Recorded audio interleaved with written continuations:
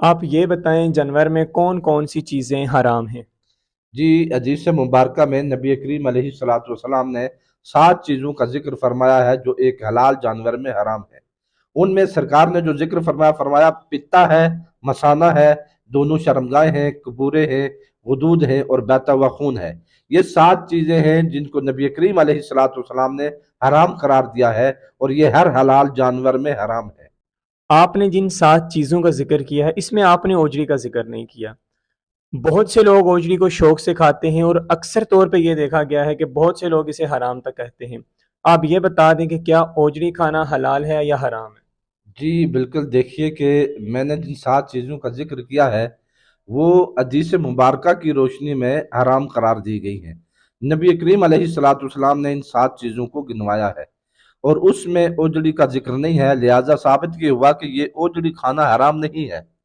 وہ 7 چیزیں حرام ہیں جن کا ذکر حدیث مبارکہ میں ہے۔ اب رہی بات اوجڑی کی، تو علماء کے مختلف نظریات ہیں اس میں۔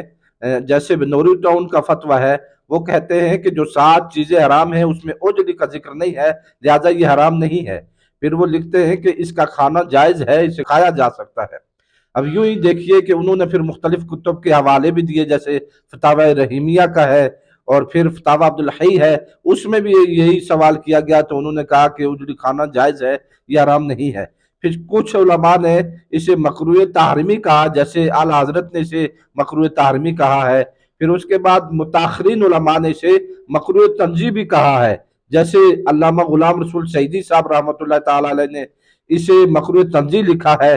مفتی منیب الرحمان صاحب نے تفہیم المسائل میں اسے مکروہ تنزیہ کہا ہے۔ یوں ہی منہاج الفتاویٰ میں مفتی عبدالقیوم ہزاروی صاحب نے اسے مکروہ تنزیہ کہا ہے۔ تو ان علماء نے اسے مکروہ تنزیہ کہا ہے، گویا یہ مکروہ تنزیہ ہے اور اسے کھایا جا سکتا ہے، اور کچھ نے اس کی کراہیت بھی بیان فرمائی ہے۔ آپ نے یہاں پہ مکروہ تنزیہی کا ذکر کیا، آپ یہ بتا دیں مکروہ تنزیہی کہتے کسے؟ جی، مکروہ تنزیہ وہ ہے کہ جس کے نہ کرنے پر ثواب ہے اور اس کے کرنے پر عذاب نہیں ہے۔ اس لیے جیسے اجڑی جو ہے یہ مکروہ تنزیہ ہے، تو اس کے حوالے سے علماء نے لکھا کہ اگر کسی کا جی چاہے تو وہ کھا لے، اور اگر کسی کا جی نہیں چاہتا تو بے شک نہ کھائے، لیکن اسے حرام نہیں کہا جا سکتا، اور یہ حرام نہیں ہے، بالکل اسے کھایا جا سکتا ہے اور کھانا جائز بھی ہے۔